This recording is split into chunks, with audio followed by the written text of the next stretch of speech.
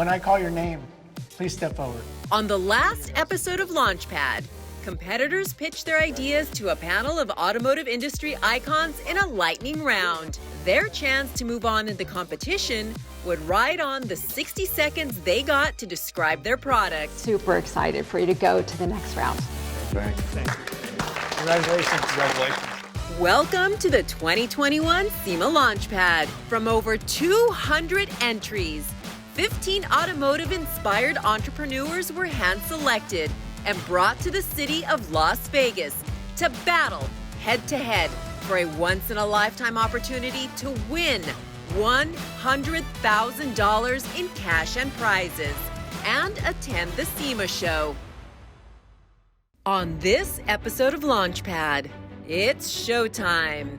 Time for the lightning round survivors to put their products in front of the judges.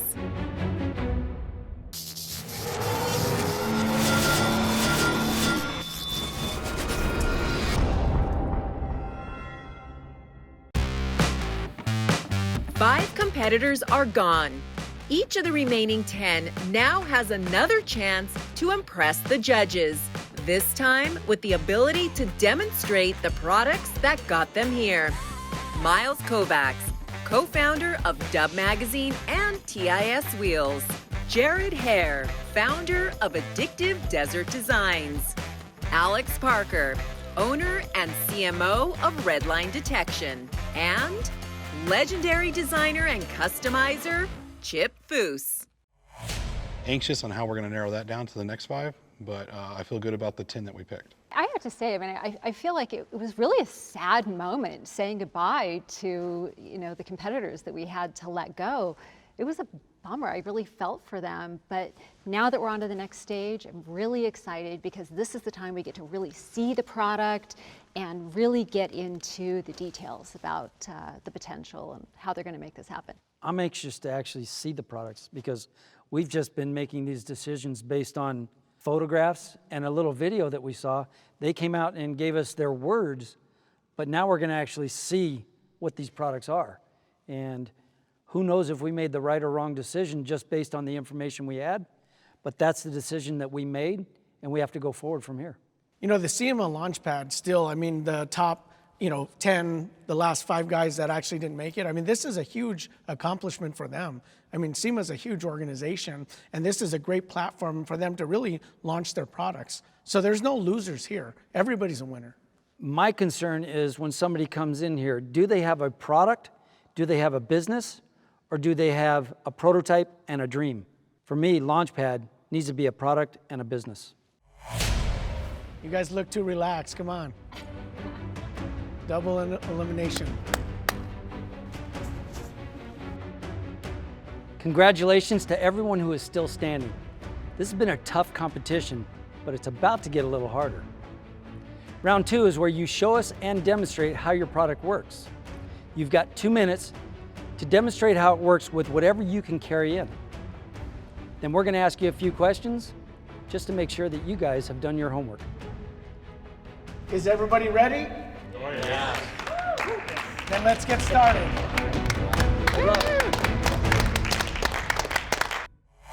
Super excited about the second round. Obviously it's more intense. They've been throwing some curveballs at us, so super excited, a little nervous, but happy to be here.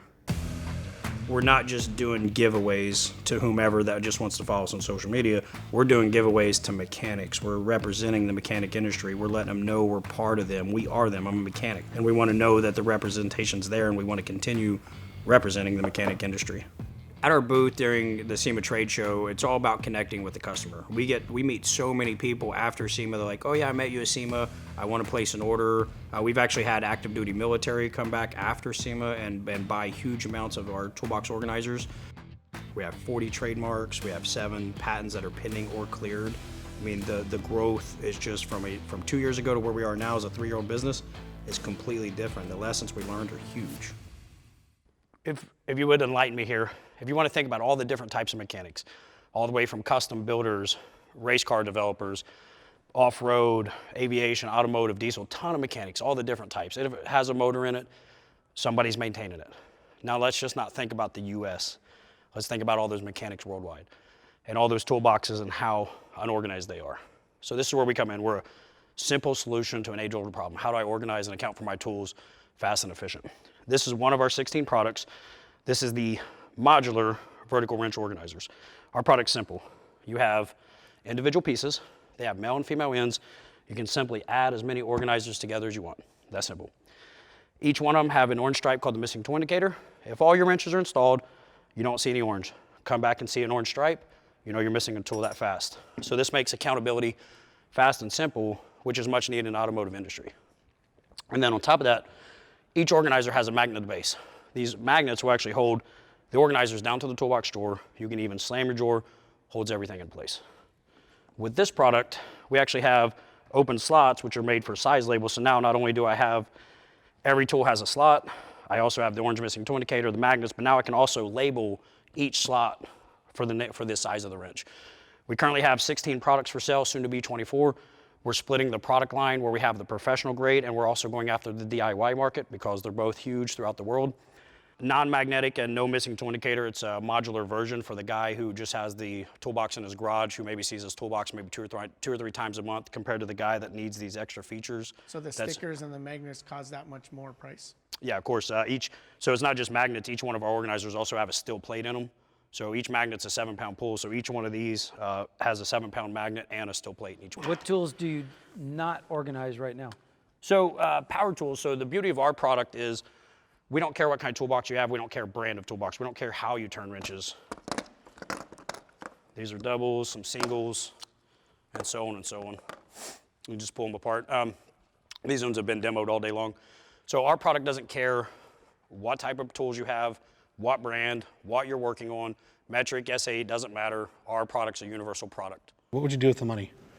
So we're currently going to American made. We're currently getting ready to produce 30 molds in the US. It's extremely expensive. So anything we can do to help us offset that cost is a huge help on our end. So it would really help you to repatriate the manufacturing to the US, to a made in America product, and really set up your manufacturability for this product. And now we're getting to the point where we can go back to being American made, being a combat veteran. I'm super stoked about it. I can't wait till we can say American made. Well, thank you for your service, and did a great job, fantastic job. Thank you again, and we hope to see you in the next round. Yeah, thank you guys. Congratulations. Congratulations, great job, yeah. The second round went great. The judges loved when I showed the toolbox widget, the vertical wrench organizers, the modularity concept, the missing tool indicator. They just understood the whole product and how well it can change the industry. His retail price is too low and the cost of goods is too high. So he's talking about bringing that over in the United States and manufacturing in the United States, which is going to bring his cost up more. So he's definitely not thinking about distribution, because if he was, he'd be like, okay, I need to change my price to $44.99 because I'm going to manufacture in the United States and sell as a United States product. So I think he needs to realize on what he's saying and what he's going to actually do, because the retail price needs to go up if he wants to use a distribution model. In the second round, I'm going to show the judges what my product looks like, kind of the options that we have with it, and then show them an actual panel that comes off my Jeep that's been off-roading at least 24 times. I've always been a bit of a little inventor since I was a little kid. I've always had a notebook of all these different ideas that at some point I would make. Back in 2015, I bought my first Jeep, and I immediately drove off the lot and went to drive some fire roads. And the fire road that I was driving on eventually turned into a very overgrown, very narrow trail. And I drove through it thinking, it's a Jeep, it's got some kind of diamond clear coat finish, it's obviously gonna be safe. Well, that wasn't the case. When I got out of that trail, I had a lot of side body damage, a lot of scratches, and my brand new Jeep no longer looked new. There had to be some kind of a solution. I looked all over there was nothing, so I invented it. It takes a certain kind of bravery to go into this kind of marketplace and show the world who you are and show the world what you've made and put it out there and, see what comes. Congratulations, Monica. You've got 2 minutes to demonstrate your product. All right, thank you so much, Chip. Judges, thank you for this opportunity. I feel like if I could have driven my Jeep into this room, this competition would be over. But instead, I'm gonna try to show its awesomeness in a mini version. So here is my armor on a JKU. It not only has great side body protection, but it also really dresses up the naked Jeep. Here's a couple photos of our armor. So we offer several great stock designs, but we can also do full custom graphics as well. So these are some of our most popular for the new Jeep Wrangler and the Gladiator. So this is an actual set from my Gladiator. This one particular rear door panel has seen over 24 off-roads, anything from mountains, desert, dirt, mud, all kinds of stuff. It's gone through about 4 or 5 automatic car washes and several hand car washes. So it's thick, it's very durable, but also very lightweight. So this is a great way to keep you safe and keep you looking great out on the trails. So here is the sample of my product for you. What is it made out of, the sample that we're feeling right now? So these are 2 different samples. So this is the bottom one is our rubberized flexible magnet, and the top is our new resin and nano-hole technology gel. So your new sample has a protective backing. You can expose the gel side. So the new armor is reusable up to 200 times and washable. And so I always get the question, what happens when it gets dirty? So this is exactly it. So really pack it in with all the dirt. And then now I'm going to add a little bit of water. And so you'll see that when the armor gets wet, the gel side turns smooth. This allows all of the debris to literally wash right off. Once this air dries, it completely reactivates and you can stick it right back on your Jeep. How are you trimming the parts? So we have these laser cut we have 2 production facilities, one in San Diego and one in Pennsylvania. I have a question for you. Out of the 2 products you have a magnet and you have a sticker, so to speak. Which one is better technology in your opinion? Well, I definitely think the nano-hole technology is the future of it. So why don't you just get rid of the magnet? We will eventually. So we literally just launched this new resin product about a month ago. Your goal is, say, eventually you want to phase out the magnets and go straight into the nanotechnology? I would, yeah, and there's a few reasons for that. In Utah, for example, there's a lot of iron in the dirt, so folks are always concerned about, when you have a big magnet on the sides of your Jeep and it gets dirty, you're actually pulling that iron and connecting with the iron ferrite on your Jeep, so that's kind of an issue. And not to mention, it's a lot heavier, where this is about half the weight. Our previous new armor technology involved magnet with the nano gel on the back, and for a Jeep Gladiator, it was about 50 pounds. So with the new resin, we've got it down to under 25 pounds. So my final point would be, you carry your phone without a case, so why hit the trails without Meek Magnet removable trail armor? Thank you. Thank you. Good luck. Oh my gosh, this was actually absolutely exhilarating. I think my heart is still beating out of my chest. Well, I think, but as she said, it's the older product. I think the new product might have a little bit more marketability without the magnets. But really it comes down to great pitch. Is it a product that people actually need, and are they willing to pay for it? And is she the real solution? What I want to do better in the second round is really convey what my product can do and how it works and all the special features of it. I came up with RGB when I was off-roading with a friend of mine. On the way back from off-roading that day, I was telling my wife I had to find something. This is ridiculous. I drew a really bad sketch on a piece of paper. I ended up giving it to my son. He's a mechanical engineer, and he put it into CAD, and we went through about 14 versions before coming up with this one. If I didn't have my family support, I wouldn't have done it. I wouldn't have been able to do it. So this is RGB, and this is typically how I use it on my Jeep. It's always on there. I've got my backup camera and third brake light and license plate as well, but I keep all of my tools in here all the time. So now you have access to everything you need. When I first go to the trail, obviously I air down, so I'll have my air down equipment, air up equipment as well. But once I'm done using that, I'll take this. So I have a strap in here already with, connected to a recovery point. Can you mount this at a 90-degree angle, or? You can mount it any way. So the rim that it mounts to a rim, but the rim has to be one with spokes. It can't be a solid rim, but you can go any way you want. Is there a function with all of those holes on the inside? Yes, so On the inside, this allows you to put your gear wherever you want it. You know, I just happen to have my fire extinguisher over here and mallet over there, but you can put it wherever you want. And those holes have two functions. One is to store your gear wherever you want it, and the other is so that you can, you know, adjust to whatever rim you have. Great answer. Thank you. Thank you. Yep. Great job. To me, it feels like a, you know, a direct to consumer kind of piece, but he's going to have to keep WeatherTech. growing. He's going to have to build Yeah. in, you know, It's just how models. much money, where do you want to spend your money? Like if you Yeah. do direct consumer, you're going to spend all your money on marketing Totally. yourself, right? Yeah. If you want to go to distribution, you spend your money on margins. So. Dime came about because 2018 was my 10th year in the US, and that's when I got my green card. So that was my 10-year anniversary of you know, wanting to start to build a business in this industry. I spent a lot of time with refining the design into a point where it was really foolproof. The hoses are the last thing to get really put onto the car at the end, because all the other hard parts have to be on the vehicle.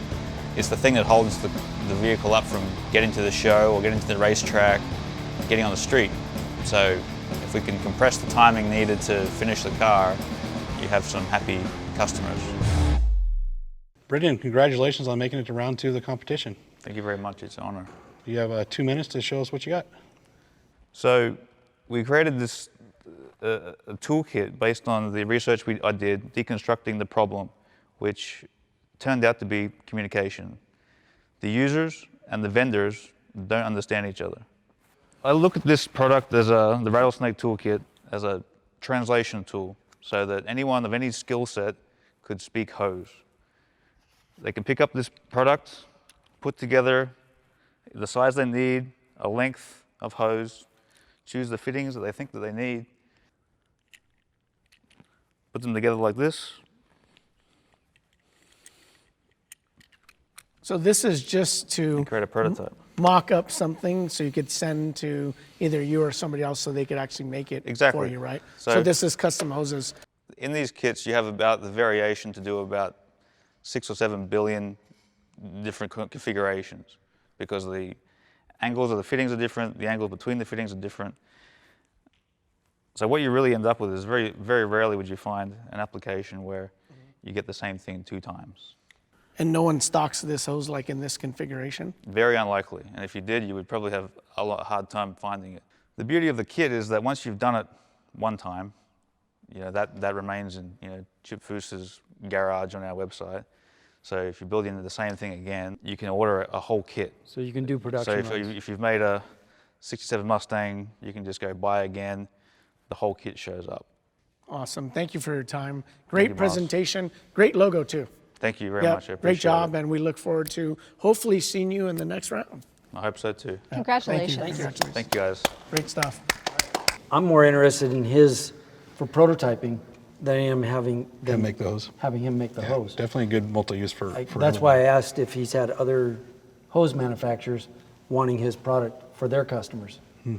Or you just franchise what he's doing. Yeah, that's a good idea.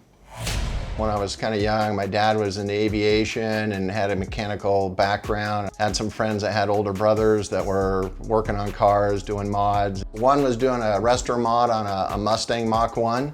Was going through the whole thing, and I can remember as a little kid going down there, sitting in the car, watching him do the work. And then I had another buddy around the corner that got into 4-wheel drive. And then he started to make some aftermarket parts. And I thought it was kind of neat how these guys were kind of doing it on their own. What I love about the car industry is the fact that it gives people the freedom to go places and do things that they want to do, and they can explore and those adventures and memories with families. Robert, congratulations. You made it to round 2. Now you have 2 minutes to demonstrate your product for us. All right, thank you judges for bringing us to round 2. I have some sample product for you to evaluate. Awesome. These are representative of what we currently have patents on and what we're selling. We did a low rate initial production. So what this is a setup that allows you to switch between what we call our Strata for street or Corsa for track. And what you'll find on these is the lug On these, you can pull out and it's a magnet setup. Whereas on these other ones, you got to push it in a twist where there's a spring to preload it and keep it cammed in place. What we also did to alleviate having the end user to deal with any nuts or anything on the back side is we went with PIMs. The PIMs that attach the plate to the bracket are self-clinching, and then we did a PIM that has a bit of a crimp on it to where, again, when you attach your plate, you don't have to worry about it loosening up and backing off. If you were to go to the store and you leave this on, do you have a way of keeping someone from stealing this? So if somebody wants to pull it off the front of the car, then no. I mean, it's just going to be off the front of the car. But if you have a specific personalized plate or something you don't want to lose, you can pull that off, throw it in your car, and that way, because of the easy release, you're not having to worry about having some unique tool to pull it off and store it in the car.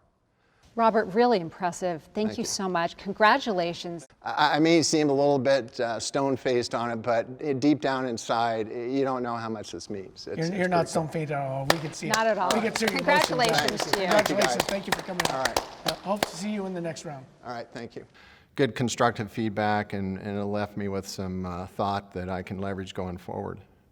I wanted to bring up the point from looking at his tool, and before he even said it, I want to ask him if he was an engineer, because looking at his product, you could definitely tell he completely over-engineered the product, for what it is. Yeah. So, my suggestion would be maybe to simplify his thought process for a license plate holder and not put so much time in, which is going to equal to less dollar amount going into the product and hitting his target audience that he's saying he needs a little more development. Great product. I love it. It's been amazing. I don't know how we're going to ever cut down from this group. I think the winner here needs to be a great product and a fantastic business. On the next episode of Launchpad, 5 more competitors wrap up the Showtime round with demonstrations of their products, and the judges reveal the final 5. I'd like to congratulate all of you on being on Launchpad. When I call your name, please step forward.